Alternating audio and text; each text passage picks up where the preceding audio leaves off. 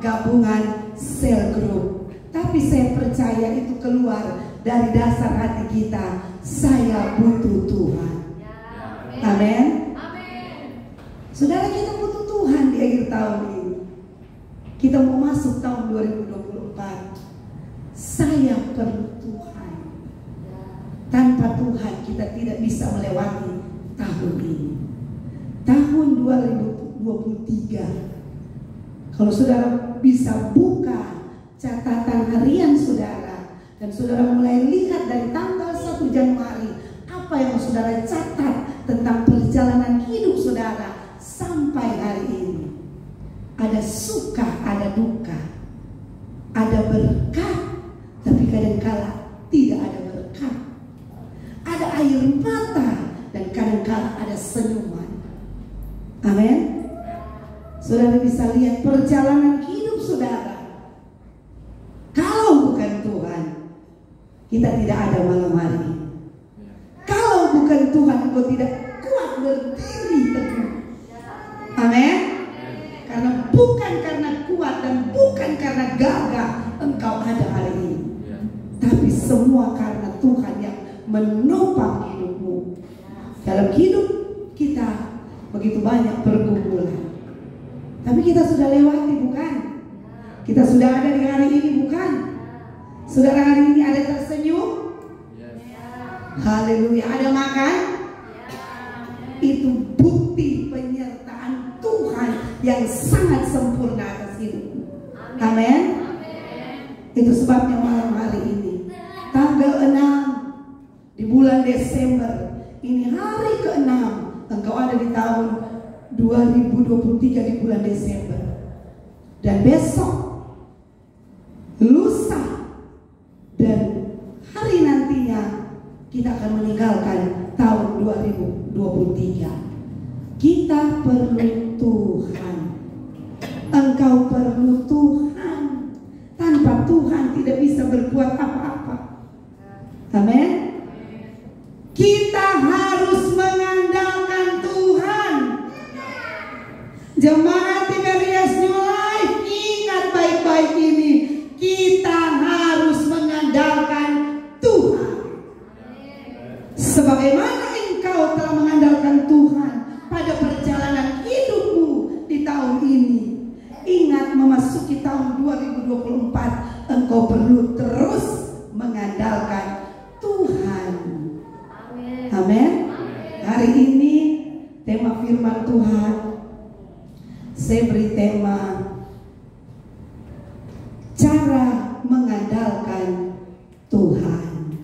Kembali akan diingatkan bagaimana cara kita mengandalkan Tuhan. Amin. Mari saudara kita bangkit berdiri. Kita mau baca bersama-sama ayat ini, Yeremia 17 ayat 7 dan 8. Firman Tuhan selalu baru setiap pagi hari. Amin. Firman Tuhan itu tidak pernah usang. Haleluya. Firman Tuhan tidak pernah salah. Firman Tuhan itu segala-galanya dalam hidup kita. Kita perlu dia setiap saat. Engkau di rumah, engkau di perjalanan, engkau di pekerjaan, engkau perlu firman yang akan menuntun hidupmu. Amin. Kita lihat Yeremia 17 ayat 7 dan 8.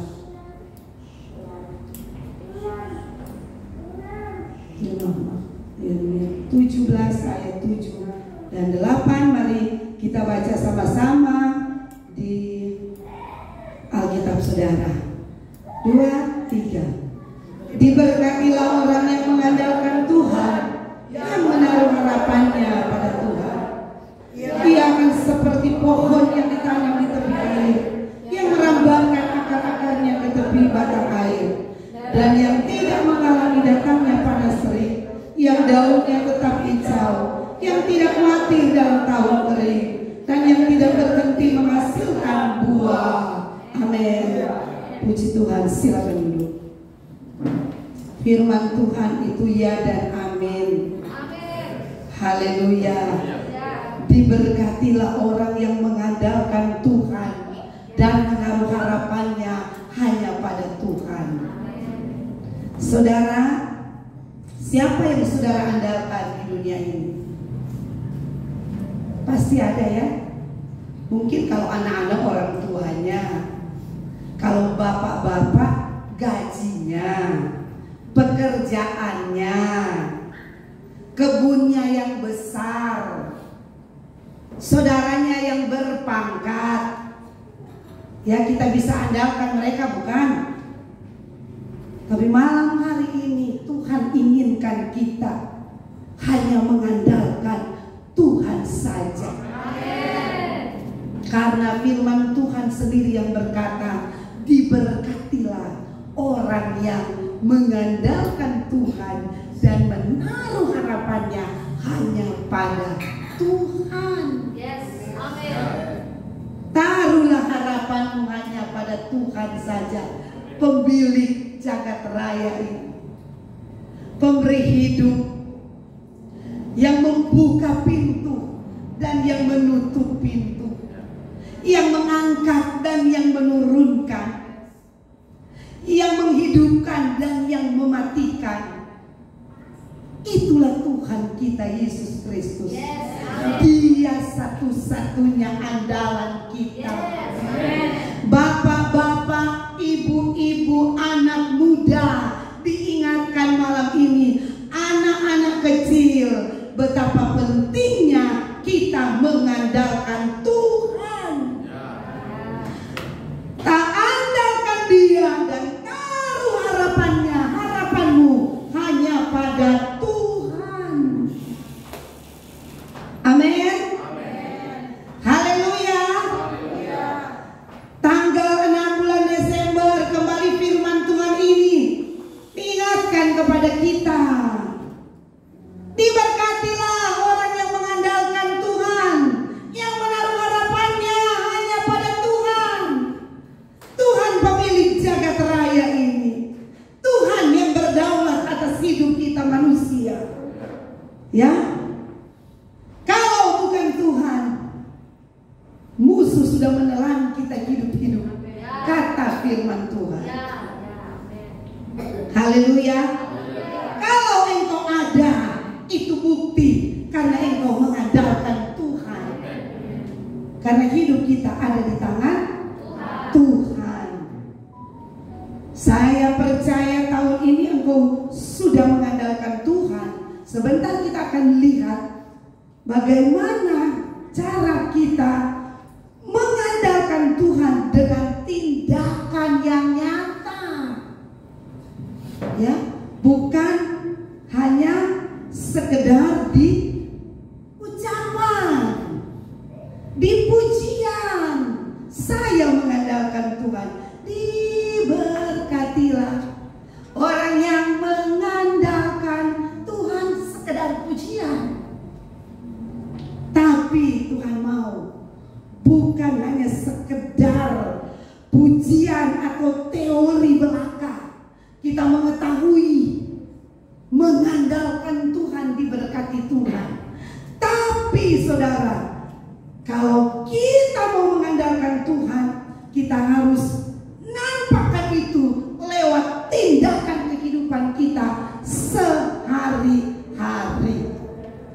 Ya, kita mengandalkan Tuhan bukan sekedar teori belaka, tapi kita harus mengandalkan Tuhan dengan tindakan yang nyata setiap hari.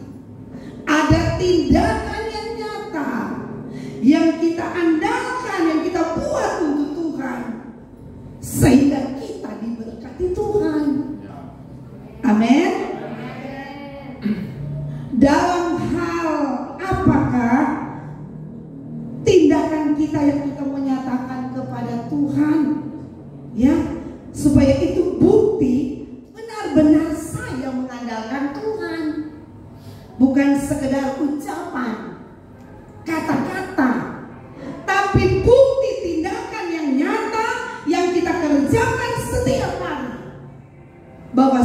saya benar-benar mengandalkan Tuhan. Ini bukti saya. Dan Tuhan melihat bukti itu. Tindakan yang nyata. Benar saya mengandalkan Tuhan. Amin. Kita harus mengandalkan Tuhan dengan tindakan yang nyata sehari-hari. Mari kita akan lihat tindakan apa itu, saudara. Tindakan yang nyata, yang bagaimana, ya, yang membuktikan saya ini benar-benar mengandalkan Tuhan. Yang pertama, kita cepat-cepat saja, mengandalkan Tuhan dalam hal menabur. Saudara bingung ya, menabur. Mari silakan, masih ada yang datang. Ini prinsip menabur. Kalau kita menabur, apa? Hasilnya kita menuai. Amin. Harus dengan tindakan yang nyata. Saya mengandalkan Tuhan. Saudara, mari kita lihat Mazmur 126 ayat 5. Mazmur 126 ayat 5 tentu dengan ayat 6. Orang-orang yang menabur dengan mencucurkan air mata akan menuai dengan bersorak-sorai. Lanjut, orang yang berjalan maju dengan menangis sambil menabur benih pasti pulang dengan sorak-sorai sambil membawa berkas-berkasnya. Haleluya. Ini tindakan yang pertama yang harus kita kerjakan di dalam hidup kita setiap hari. Menabur, kata ayat ini, pasti menuai. Siapa yang pernah menabur dan tidak pernah menuai? Berarti itu bibit tidak unggul. Cara menabur salah.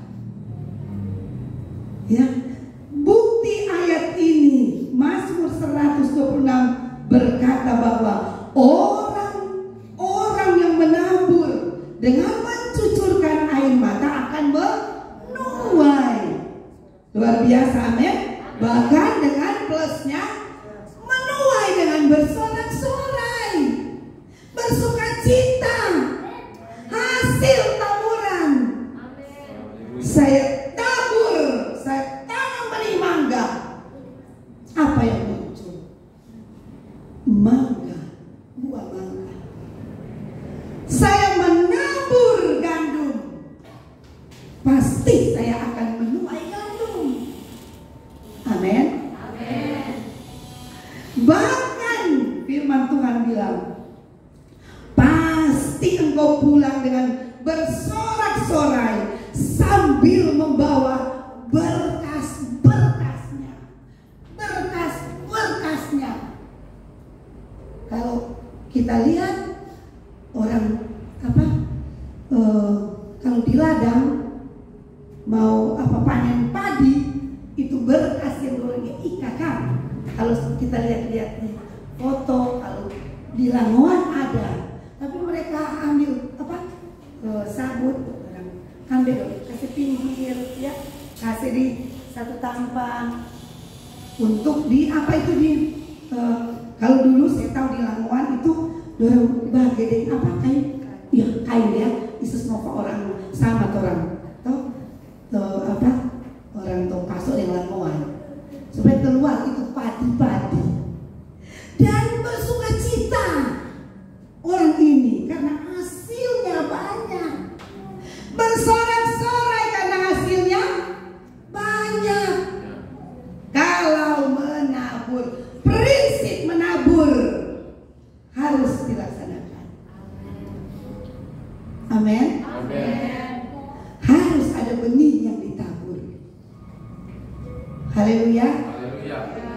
Saudara, ada satu Contoh dalam Alkitab Perjanjian Lama tentang prinsip menabur yang benar-benar hasilnya bersorak-sorai. Siapakah dia? Ishak.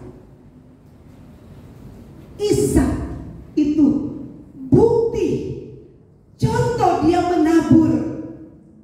Bahkan Alkitab berkata, dalam setahun itu, ini dahsyat firman Tuhan, dalam setahun itu Ishak bisa mendapat 100 kali lipat.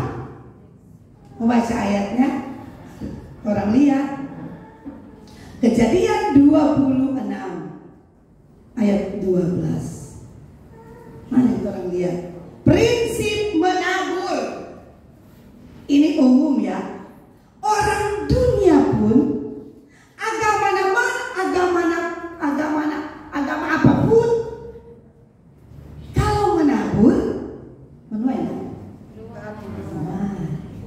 toh, apalagi kita pakai prinsip firman yang ditetapkan oleh Alkitab itu sendiri. Kita harus punya prinsip menabur setiap hari. Tentunya kita langsung pikirannya ke uang. Ya memang benar. Alkitab bilang salah satunya menabur uang. Tapi mari kita lihat, ini contoh yang nyata, contoh tindakan yang dikerjakan oleh Ishak. Kejadian 26. Haleluya. Ayat ini luar biasa. Ayat 12 kita mulai. Lihat ya ayat yang ke-12. Maka menaburlah Ishak di tanah itu, dan dalam tahun itu juga ia mendapat hasil 100 kali lipat, sebab ia diberkati Tuhan. Halo, menabur dengan benar diberkati Tuhan. Ingat, menabur dengan benar. Kalau kita menabur salah, bukan bibit unggul, ya toh, tidak akan bertumbuh dengan baik. Amin. Ishak menabur, ayat 1 bilang dari Pasal 26 itu, maka timbullah kelaparan di negeri itu. Ini bukan kelaparan yang pertama yang terjadi dalam zaman Abraham. Sebab itu Ishak pergi ke Gerar, itu saja ya. Dia menabur pada masa paceklik. Prinsip menabur bukan cuma karena banyak benih, bukan karena ada benih, bukan karena kita ada uang, kita bisa. Kan saya bilang tadi bukan cuma uang, kita menabur apalagi tenaga, waktu.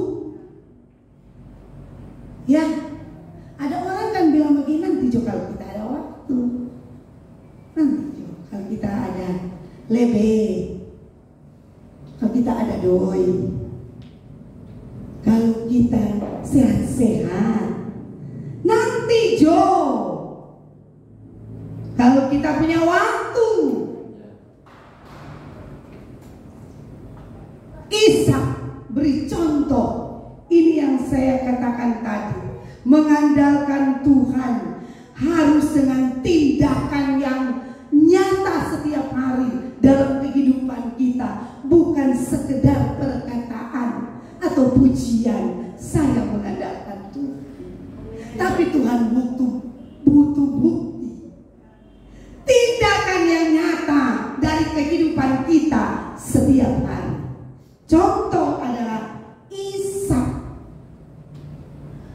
Dia dalam keadaan kelaparan dan dia menabur. Ayat yang kita sudah baca tadi, ayat 12. Kita lihat ya ayat yang ke-12. Maka menaburlah Ishak di tanah itu. Berarti dia menabur karena ada tanah, berarti ada benih. Menaburlah Ishak di tanah itu, dan dalam tahun itu juga ia mendapat hasil 100 kali lipat, sebab ia diberkati Tuhan. Dan orang itu, perhatikan, orang itu, si Ishak menjadi apa? Pertama, kaya. Lanjut ayatnya. Bahkan kian lama kian kaya. Berarti menabur pertama menuai 100 kali.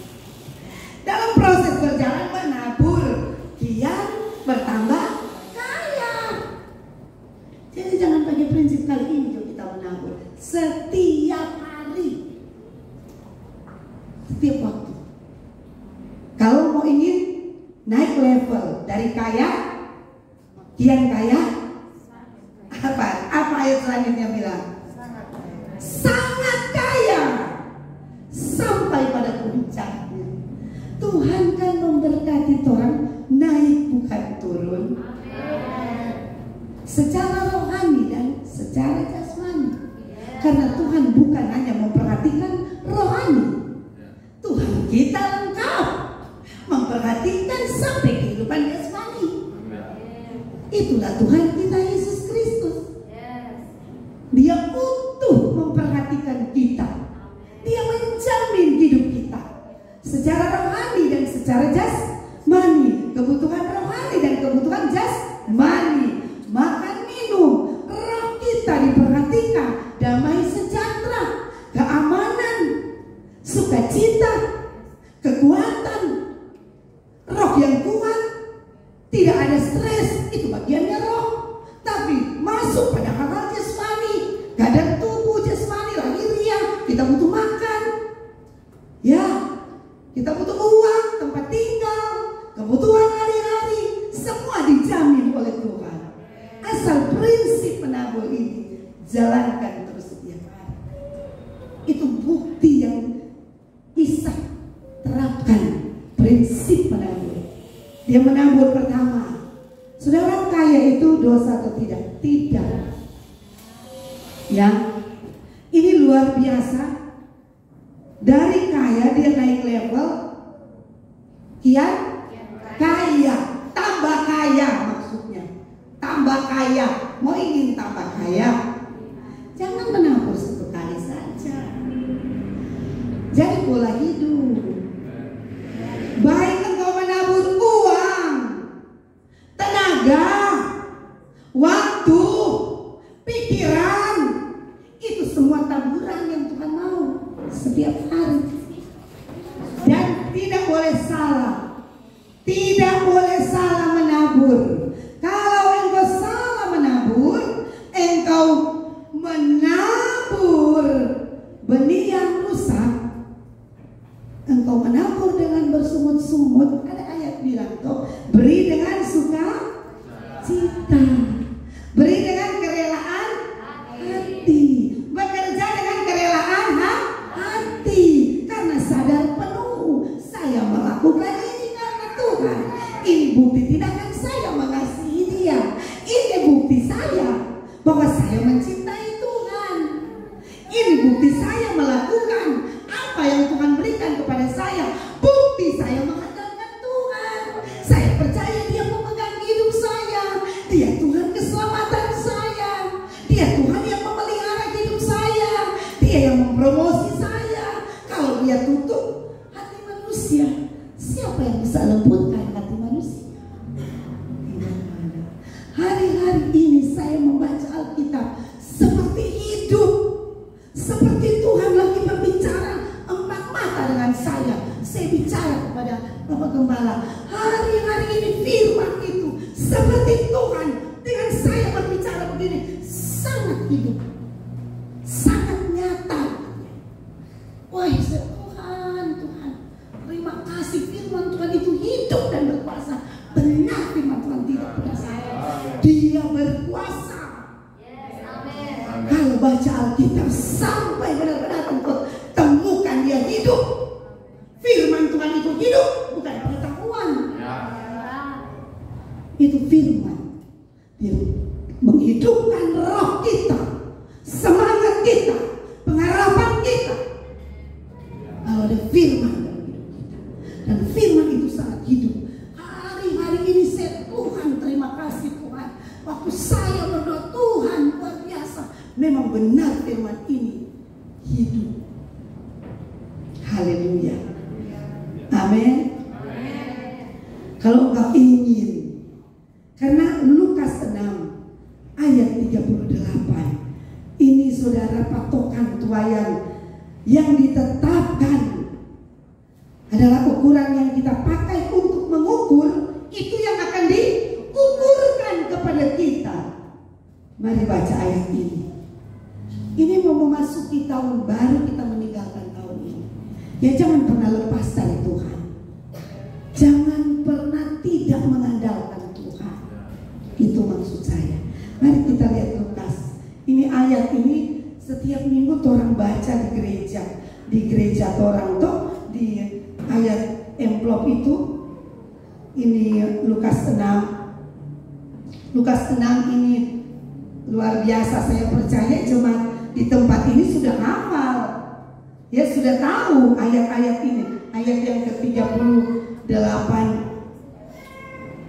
Kita lihat ayat 38. Berilah dan kamu akan diberi. Kalau tidak memberi, kalau saya balikan berarti tidak diberi. Benar enggak? Suatu ya, ini takaran. Ini takaran ya. Ini yang saya maksudkan tadi, patokan tuayan yang Tuhan pakai, ukuran yang kita pakai, itu yang menjadi ukuran Tuhan untuk memberkati kita. Sesuai ayat ini, suatu takaran yang baik dipadat-padatkan. Ini cara Tuhan mengukur dan memberkati kita. Kalau kita menabur, dipadat-padatkan, digoncang-goncangkan.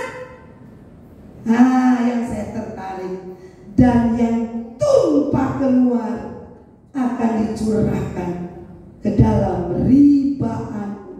Sebab perhatikan ayat ini, ukuran yang kamu pakai untuk mengukur akan diukurkan kepada. Engkau memberi dengan sukacita, engkau memberi dengan sekuat tenaga yang kau berikan kepada Tuhan, mati-matian engkau dalam pelayanan. Jangan bilang rugi, jangan kurang di sini dah. Padahal itu ukuran yang engkau pakai. Tuhan berkati engkau di tempat kerja.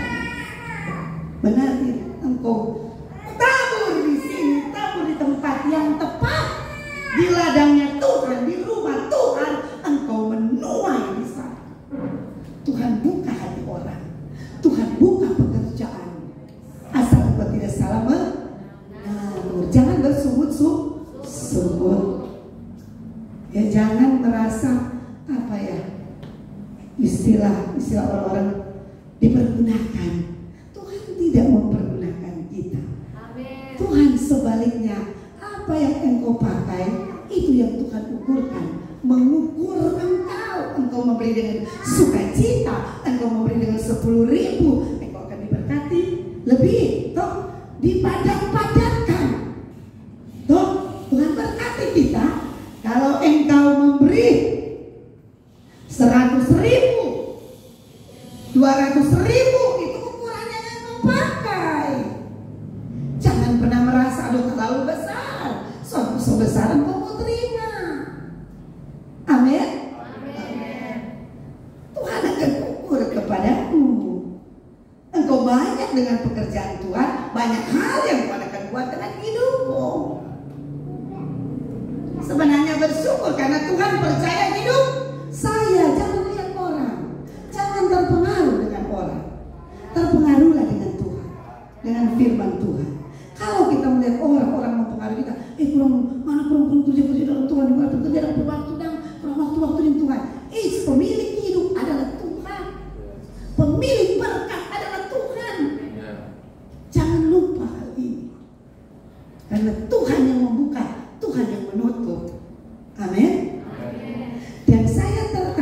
bilang, Tuhan padat-padatkan dan sampai tumpah keluar, sampai tidak ada tempat berkat itu. Terlalu banyak berkat itu. Di ladang kau berusaha diberkati, kalau di kota kau jualan engkau diberkati, di pekerjaan kau diangkat oleh Tuhan, itu tumpah keluar. Sudah tidak tahu berkat itu terlalu banyak. Karena apa? Engkau menabur di tempat yang tepat. Jangan pernah merasa kalau saya menabur di gereja itu rugi. No, itu lebih besar. Benar. Kita pasti akan menerima tuaian kita sesuai tabungan kita. Oh haleluya. Ada saya ingat sekali Pak Gembala bilang, di kantong sini kiri kanan penuh. Di baju dulu kan pria-pria ada kantong sini, ada kantong sini, penuh doi semua istilahnya ini ya. Di kantong celana ada uang, di kantong sini ada uang, di belakang kantong yang kalau pria-pria tuh ada uang. Kalau di dalam laki-laki dulu ada jas-jas dulu, ada di kantong, di dalamnya penuh uang lagi. Ini yang bilang terlalu banyak Tuhan memberkati. Bahkan sampai mungkin tuh isi di kaos kaki, ada tuh di Facebook tuh ada tuh. Saya lihat itu, ini cuma intermezzo yang sampai di kaki penuh uang, tumpah keluar. Kita sudah tidak lagi bisa, aduh saya mau bikin apa ini uang, terlalu banyak Tuhan, karena memang ukurannya kau pakai. Amin. Hari Minggu kita sudah dengarkan juga tuh khotbah dari Bapak Gembala, sangat menyinggung dengan khotbah hari ini. Ya, kita harus pakai prinsip menabur, itu menjadi bukti tindakan yang nyata setiap hari. Itu bukti Tuhan melihat engkau sedang mengandalkan Tuhan. Tuhan akan memberkati ladangmu, Tuhan akan memberkati pekerjaanmu, Tuhan akan memberkati usahamu, Tuhan akan memberkati rumah tanggamu, Tuhan akan memberkati umurmu, rumah tangga keluarga kita. Amin. Tuhan akan pelihara, Tuhan akan jamin keamanan, damai sejahtera, kesehatan. Untuk apa kita banyak uang tapi sakit-sakit? Aduh kecil asam lambung sudah boleh makan, toh, atau supi sudah boleh jalan, toh. Tapi berkat Tuhan itu sempurna dan damai sejahtera dan kesehatan, kekuatan, keamanan, perlindungan Tuhan. Karena hari-hari ini jahat bukan? Saudara mau bergantung kepada siapa di dunia ini? Saudara tahu berita-berita sekarang semua terbuka kan? Berita-berita kita lihat di YouTube, di TikTok, di Facebook. Aduh, sungguh mengerikan dunia ini tanpa Tuhan. Kepada siapa kita akan mengandalkan hidup kita? Kita akan taruh harapan kita hanya kepada Tuhan Yesus saja. Amin. Haleluya. Taruh harapanmu pada Tuhan Yesus. Amin. Sehingga engkau tidak akan khawatir dengan hidup ini. Kita akan berjalan dengan pasti, dengan iman yang pasti. Dasarnya firman Tuhan, dasarnya kebenaran. Amin. Kita berjalan tidak akan pernah salah. Raja Salomo memberi penjelasan. Kita sudah tahu yang di Amsal 11 ayat 24 berkata bahwa ada orang menyebar harta. Oh, menyebar harta, bagi-bagi harta. Kasih ke orang miskin, kasih kepada orang yang memberi.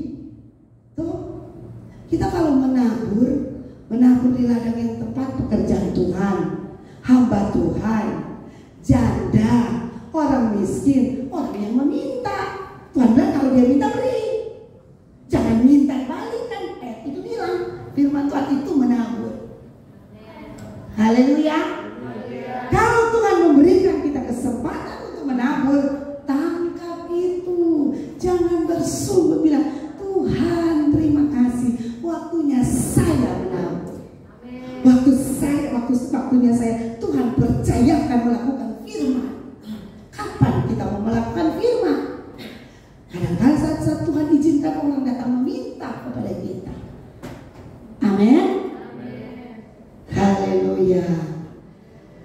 Lihat ya, ayat ini luar biasa. Ada yang menyebar harta tapi bertambah kaya. Dahsyat. Menyebar harta, logika kan tidak masuk. Ini bertambah kaya, sebenarnya berkurang harta. Apa yang dia minta hilang, habis. Kalau dia minta supaya habis. Tuh, begitu. Kak, Tuhan mau ganti. Amin. Secara luar biasa, dia menyebar harta tapi bertambah kaya. Ada yang menghemat. Lihat ya, negatifnya secara luar biasa. Dia menghemat dengan tujuan apa? Kok dia mau menghemat? Supaya dia ada terus, tidak kurang. Waktu dia cari ada, dia rasa puas. Ada, tapi Tuhan bilang dia menghemat secara luar biasa. Secara luar biasa ayat ini bilang, namun selalu berkekurangan, masuk kantong bocor. Tuhan hembuskan, Tuhan cari-cari kedoi senyadada, seperti angin Tuhan ada. Baru tanggal begini, kita dapat gaji begini, banyak, kita dapat tip, kita dapat berkat dari orang lain. Nggak tahu kemana. Masih tanggal 13. Ya, Tuhan. Atau dia masuk seperti di kantong bocor. Tiba-tiba ada pengeluaran yang tidak perlu. Tiba-tiba ada, memang harus keluarkan uang. Karena contoh, kan ada orang-orang yang dijauhkan, yang bukan kita. Terserempet ke mobil, lawan. Itu kan tidak perlu. Tuhan kan bisa melindungi itu orang. Ya, tapi Tuhan mau kita mempunyai prinsip menabur, supaya Tuhan tetap menumbuhkan taburan itu, dan kita akan menuai taburan itu, saudara. Kita akan menuai 100 kali lipat, dari kaya semakin kaya dan sangat kaya. Mau gak? Mau. Karena Tuhan yang memberkati. Asal tabur di tempat yang tepat. Selanjutnya, ini yang kedua saudara, cara mengandalkan Tuhan. Di hari-hari ini kita perlu mengandalkan Tuhan. Yang pertama, dengan bukti tindakan yang nyata seperti Ishak dalam hal menabur. Yang kedua, mengandalkan Tuhan dalam hal ibadah. Ini tindakannya. Bagaimana mungkin saya mau bilang saudara itu mengandalkan Tuhan di ibadah? Tidak nyata, tidak pernah mau. Padahal ibadah itu Tuhan ada di dalamnya. Tuhan tunggu untuk memberkati kita. Amin. Di dalam ibadah itu tempat kau diberkati. Ingatkah firman Tuhan? Ada di firman Tuhan yang bilang, Keluaran 23 ayat 25. Kalau kita beribadah, roti makananmu diberkati. Amin. Jangan bilang ibadah itu tidak ada guna. Semakin engkau beribadah, letak engkau diberkati ada di rumah ibadah. Amin. Mari kita lihat saudara 1 Timotius 4 ayat 8 dulu. Tadi kita kan saya sudah sentil ya, Keluaran 23 ayat 25, saudara baca sendiri. Bodoh saudara, kalau saudara beribadah, sebenarnya dalam ibadah itu tersedia berkat. Rugi sebenarnya, kata lain kalau Tuhan yang datang di ibadah lewat berkat. Karena Tuhan memang jamin, Tuhan berbicara, kalau engkau beribadah, roti makananmu akan kuberkati. Bahkan kutambahkan engkau sehat-sehat. Kalau ada penyakit datang, aku halaukan. Karena engkau mengutamakan aku. Itu bukti tindakan yang nyata. Engkau mengakui Tuhan dalam hidupmu, mengandalkan Tuhan dalam hidupmu lewat ibadah. Jangan pandang enteng ibadah, karena di dalam ibadah, di situ letak engkau akan terima berkat. Engkau akan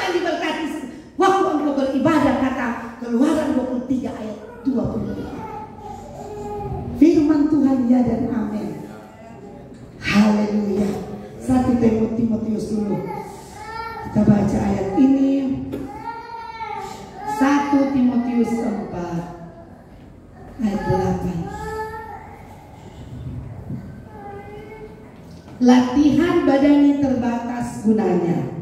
Lihat, tetapi ibadah itu berguna. Ibadah itu berguna, bahkan ayat ini bilang dalam segala hal. Wow, keren dah? Keren orang Kristen. Ibadah itu berguna dalam segala hal. Aduh, luar biasa kalau orang paham hal ini. Tuhan orang paham tuh nilainya ibadah. Luar biasa. Berguna dalam segala hal karena mengandung janji. Baik, pertama baik hidup. Hidup ini, hidup sekarang ini sekarang. Hidup, lihat ya, baik hidup maupun untuk hidup yang akan datang. Untuk masa depan kita. Untuk nanti di surga. Dan masa depan kita 10 tahun depan. Engkau beribadah sekarang.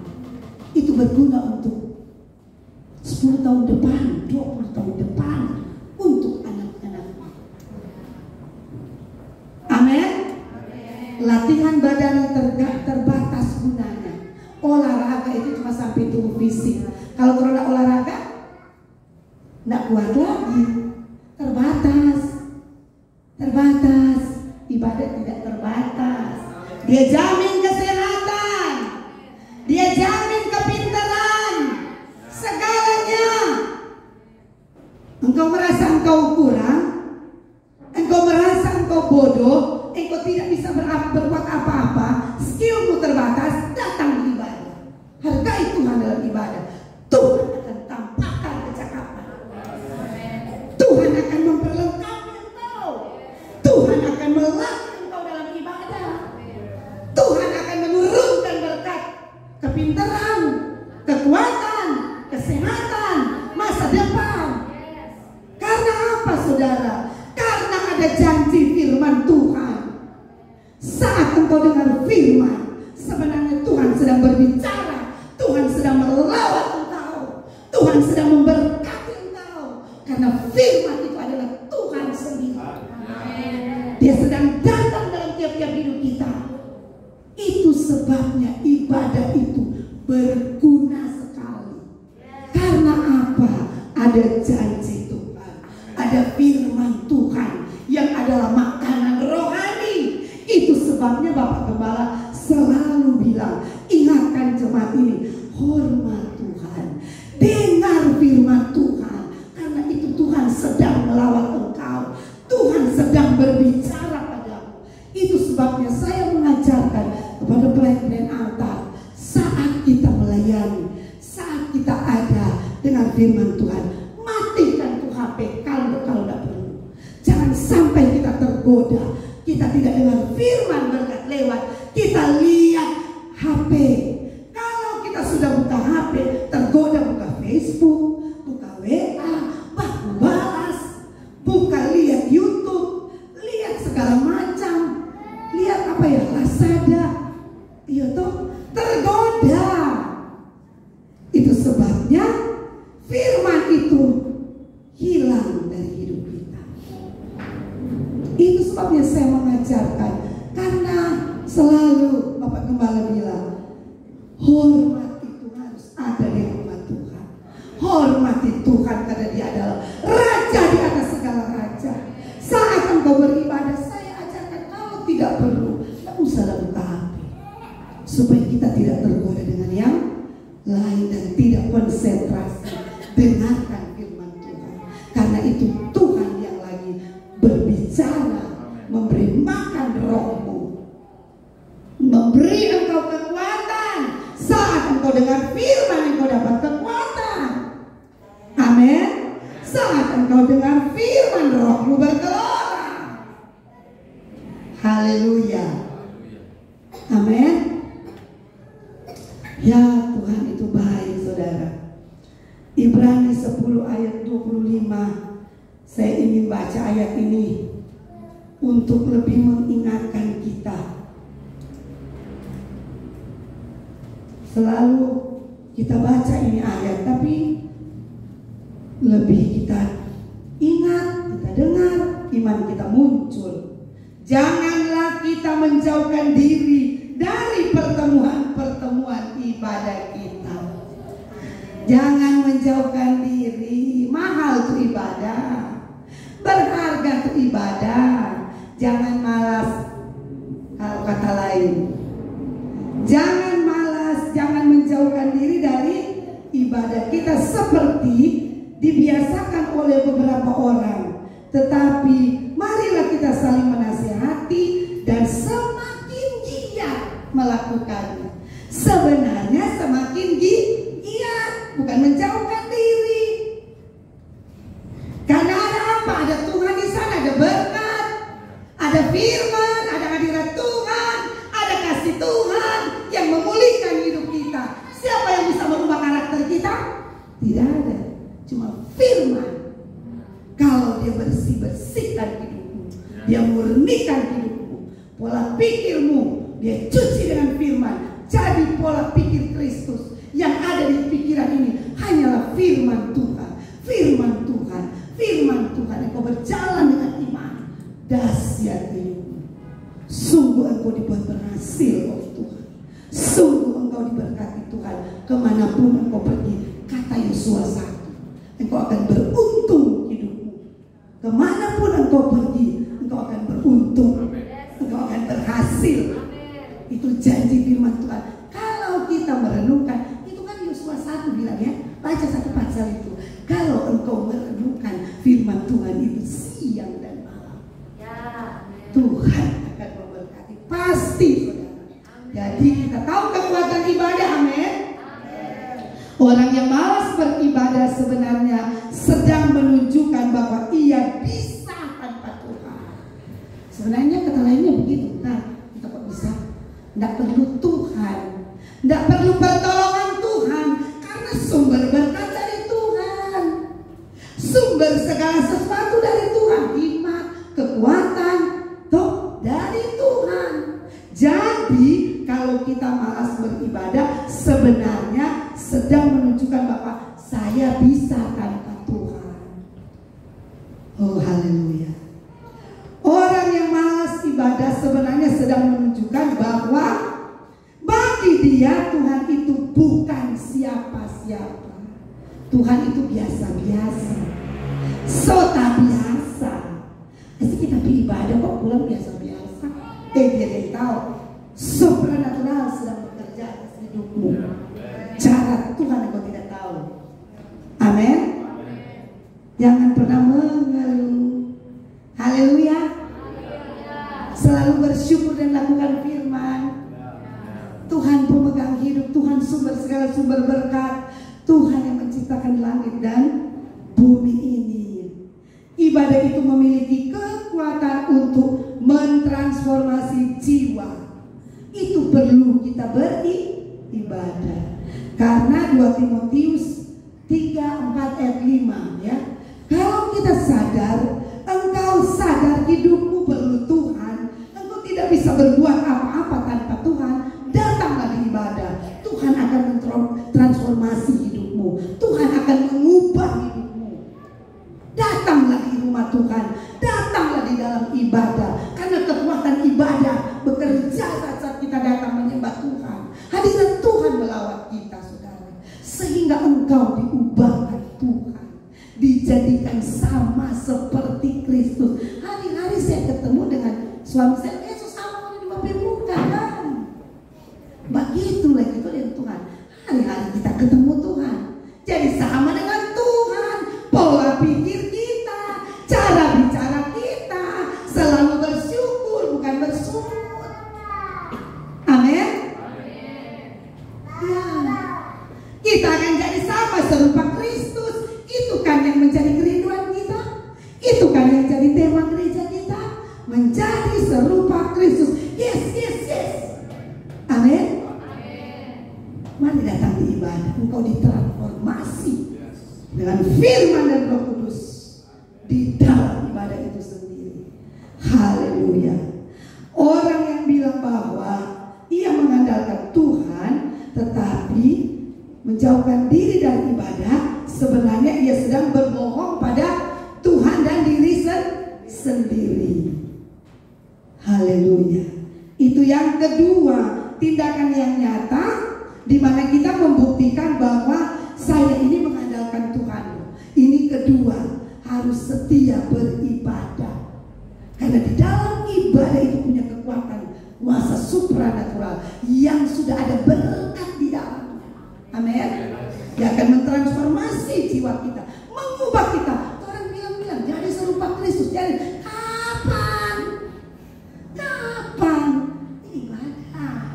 Ada firman dan bersih-bersihkan cara berpikir kita yang negatif, cara berpikir kita dengan orang, ya, diubah. Amin. Itulah kekuatan ibadah. Yang terakhir, yang ketiga, ini tentang cara kita akan membuktikan dengan tindakan yang nyata mengandalkan Tuhan adalah kita mengandalkan Tuhan dalam hal menjalani proses hidup. Haleluya. Wow. Memang Tuhan kan harus diproses. Ya, dipanggil, dipilih, setia. Tapi ini mengalami proses. Tidak akan langsung jadi setia ke Tuhan. Proses. Bersedia dibentuk Tuhan supaya jadi serupa dengan Kristus dalam hal karakter, cara berkata-kata, cara berpikir, cara melayani, cara memberi, sama seperti Kristus memberi dengan sukacita, dengan damai sejahtera. Begitu bukan? Itu tuh cara jadi serupa dengan Kristus. Kristus setia. Kita akan jadi orang yang setia. Amin. Haleluya. Bersedia di proses Tuhan, menjalani proses hidup. 1 Korintus 10 ayat 13, tidak usah baca ya. Tuhan memberikan, saudara baca sendirilah begitu ya, supaya sudah tidak mengira-ngira ya. Tuhan memberikan pencobaan kepada kita karena kita semua harus diproses, harus diubahkan ya, karena Tuhan punya tujuan dengan hidup kita. Di dalam proses itu Tuhan melatih hidup kita. Ada bagian-bagian Tuhan yang Tuhan tidak cocok, Tuhan keluarkan. Yang cocok Tuhan masukkan. Di waktu-waktu kita diproses. Sakit memang diproses. Kadang-kadang kita mengeluh karena kita ditegur keras, karena kita tidak dihargai. Mungkin pengorbanan kita tidak dihargai. Mungkin lupa dibilang terima kasih atas pengorbanan kita, pekerjaan kita, atau bahkan tidak diberi ucapan terima kasih, dan kita merasa terganggu. Kita merasa ini tidak pas bagi saya. Tapi sebenarnya itulah adalah proses Tuhan. Karena Tuhan percaya hidupmu. Tuhan tidak akan memberikan kekuatan melampaui pencobaan melampaui kekuatan kita. Kenapa? Karena Dia Allah yang setia dan adil. Dia memberikan penolong, yaitu Roh Kudus, sehingga engkau mampu menghadapi proses hidup. Kenapa engkau mampu mengalami proses hidup? Karena ada Roh Kudus yang menolong. Haleluya. Bukan karena kekuatanmu, bukan karena kekuatan Sesnova, tapi karena kekuatan Roh Kudus yang ada dalam diri kita. Amin. Kita kuat, teguh melakukan firman Tuhan. Kan kita sudah tahu bersama, sudah sepakat bersama bahwa proses-proses itu hanya untuk membuktikan dan melatih kita. Membuktikan saya ini cinta Tuhan, saya ini sudah ada di mana di bagian firman Tuhan. Ya, apakah saya ini sudah tahu berterima kasih dengan benar? Itu maksudnya Tuhan memperlihatkan kepada kita, ini loh hidupmu ini. Orang tahu orang semampu bersyukur, padahal belum. Waktu orang sibuk sedikit, aduh, kesian sakit rasanya. Begitu bukan?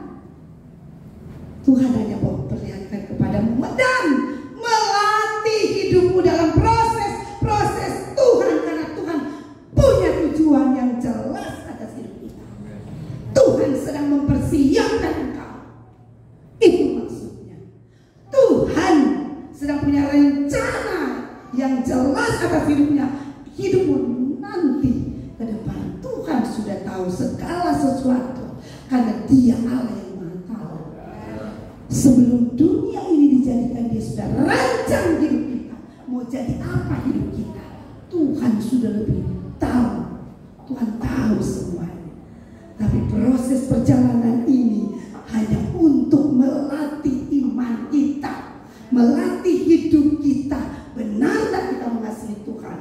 Benar tak kita setia kepada Tuhan?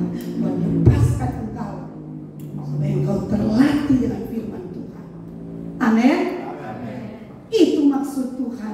Bersikap benar dalam masa lembah kekelaman adalah salah satu bentuk ekspresi orang yang mengandalkan Tuhan.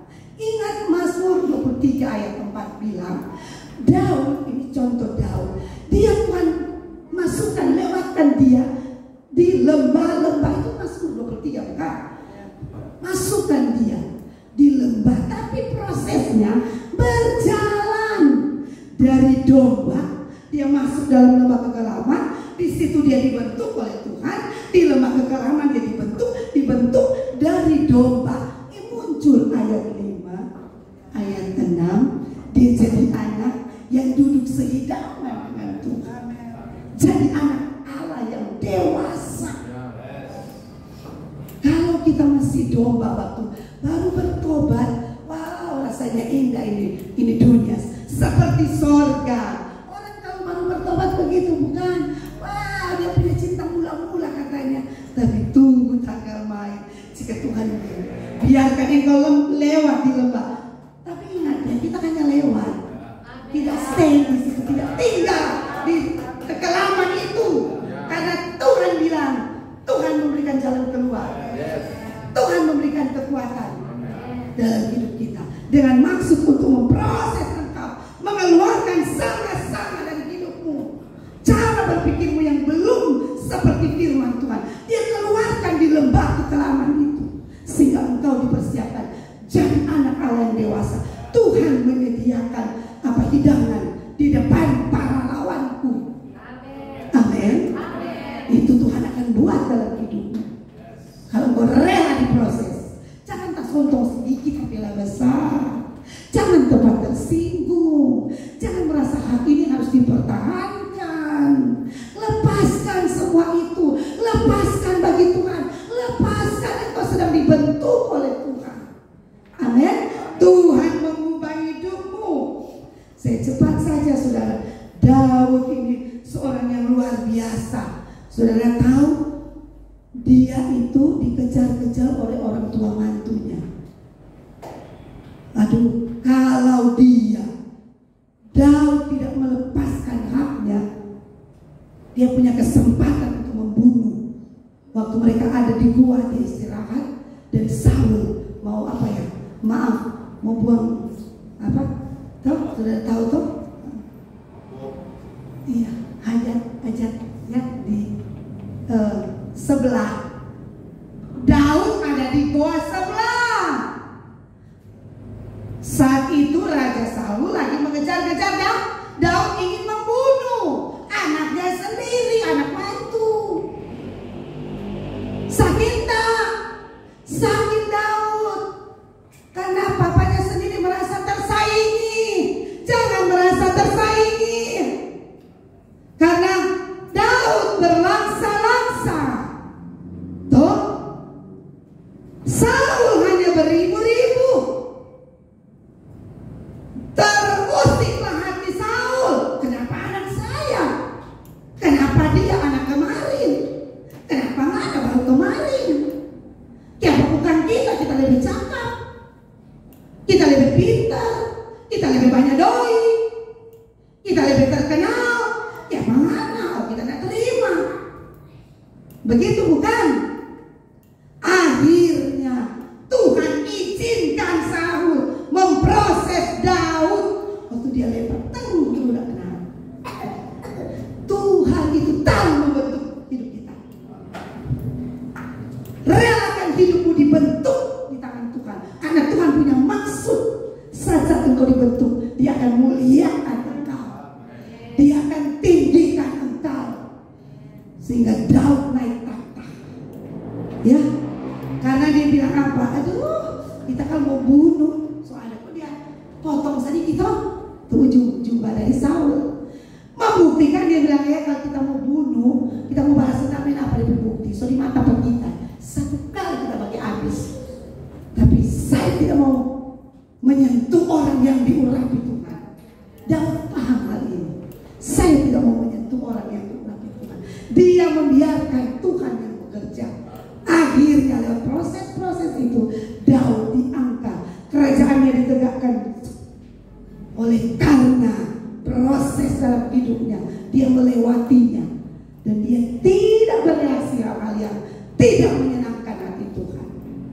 Amin. Kadang-kadang orang yang proses orang yang dekat, orang yang kita hormati, mungkin orang tua, mungkin kepala di kantor, teman dekat, keluarga, atau dalam satu gereja, atau mungkin gembala sidang yang memproses orang. Tuhan izinkan ya, Tuhan izinkan. Itu Tuhan punya maksud. Jangan kecil hati, jangan kecewa, jangan sakit hati. Lihat saja ya, bahwa ini cara Tuhan mempersiapkan saya. Melihat proses, dengan baik-baik ya, melihat proses sebagai cara Tuhan untuk mendewasakan kita adalah cara yang benar, menunjukkan bahwa kita benar-benar mengandalkan Tuhan. Ya, kita melihat proses yang Tuhan kerjakan dalam hidup kita dengan tujuan untuk hidup saya, untuk saya didewasakan, untuk saya dilatih, dipersiapkan ke depan. Saya dibentuk oleh Tuhan. Nanti kita akan lihat saudara, kehidupan dari Yusuf. Proses Yusuf. Saudara tahu Kejadian 50 ayat 20? Memang kamu mereka-rekakan yang jahat.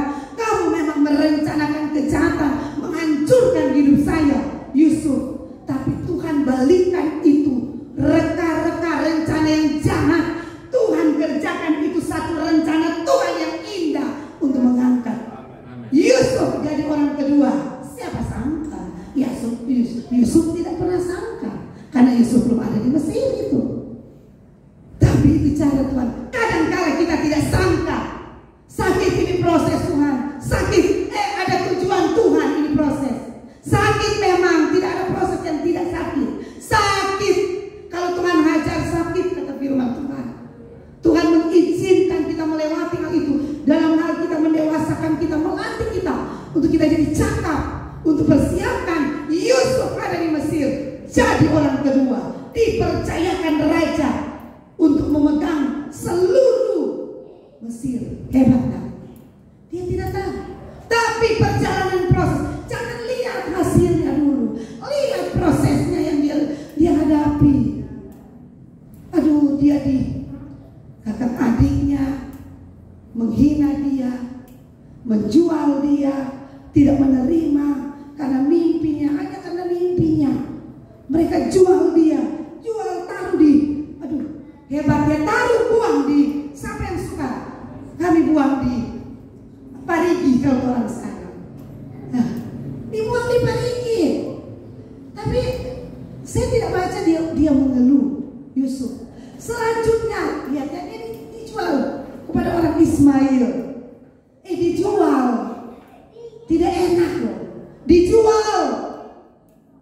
Dijual nama baik kita mungkin. Tidak enak loh. Sangat tidak enak, sakit hati ini. Tuhan, mungkin orang menangis. Tuhan, sakit sekali Tuhan. Sakit sekali Tuhan. Tapi air matamu ditampung di kirbat Tuhan. Mengeluh saja pada Tuhan. Ada waktunya Tuhan mengangkat engkau. Ada waktunya mungkin orang yang engkau segani dulu, dan orang itu tidak mau menerima engkau lagi. Temanmu di kantor atau temanmu di mana saja. Tapi ingat, itu salah satu cara Tuhan memproses engkau. Salah satu tangan Tuhan membentuk hidupmu sehingga dia dijual. Istri Potifar juga memfitnah, dimasukkan dalam penjara, dilupakan. Luar biasa. Tapi saatnya Tuhan datang. Kalau saat Tuhan itu datang padamu, tidak ada satu tangan yang bisa menghalangi. Mereka tutup dia di penjara, tapi Tuhan membuka penjara itu karena Tuhan yang berkuasa atas penjara itu. Dan akhirnya dia diangkat jadi orang kedua. Hanya untuk ayat Ayat terakhir kita lihat, kedua terakhir ya, maaf ya, Kejadian 50 ayat 20. Ini ya, Kejadian 50 ayat 20. Saya rindu bacakan ayat ini supaya kita tahu. Memang kamu telah mereka-rekakan yang jahat terhadap aku, tetapi Allah telah mereka-rekakannya untuk kebaikan, dengan maksud melakukan seperti yang terjadi sekarang ini, yakni memelihara hidup suatu bangsa yang besar. Ada pekerjaan besar kalau engkau diproses seperti yang Tuhan mau. Sebenarnya proses besar ada hal besar. Itu kan apa yang kita tabur, ukuran yang kita pakai, itu yang akan kita tuai. Itu yang Tuhan akan ukurkan kepada kita. Kalau kita rela di proses besar, tidak mengeluh, tidak berontak, nah memang daging akan berontak, tapi Tuhan akan berikan kekuatan. Amin. Sehingga dia dipercayakan Tuhan memelihara suatu bangsa yang besar. Karena mau mati semua orang karena kelaparan, tapi Tuhan persiapkan Yusuf. Begitu dengan kita, ada maksud Tuhan dalam hidup. Percaya, terimalah proses itu. Kata Ayub, ayat yang terakhir, kata Ayub, apa yang dikatakan oleh Ayub 23. Ayub 23 ini ayat yang terakhir. Mari kita bangkit berdiri. Ayat 10. Bangkit berdiri. Baca sama-sama. 23. Karena ia tahu jalan hidupku, seandainya ia memuji aku, aku akan timbul seperti emas. Amin. Firman Tuhan ini ya dan amin. Ia tahu jalan hidup saya, dia tahu jalan hidupmu. Seandainya Tuhan memuji aku, aku akan timbul seperti emas. Karena Tuhan sudah tahu siapa hidup kita. Kita mau berespon bagaimana Tuhan sudah tahu. Karena dia Tuhan yang maha tahu. Kalau dia uji kita, dia akan keluarkan kita jadi seperti emas, jadi serupa dengan Kristus yang mampu menghadapi masalah-masalah hidup yang besar nanti hari-hari besok di tahun 2024 mungkin. Amin, haleluya. Tuhan Yesus memberkati kita. Kita mengandalkan Tuhan harus dengan tindakan yang nyata, saudara, dengan selalu pakai prinsip menabur setiap hari, hidup setia dalam beribadah, dan mengandalkan Tuhan dalam hal membiarkan proses itu terjadi atas hidup kita. Haleluya, puji Tuhan. Mari kita tunduk kepala, kita nyanyikan sebuah pujian.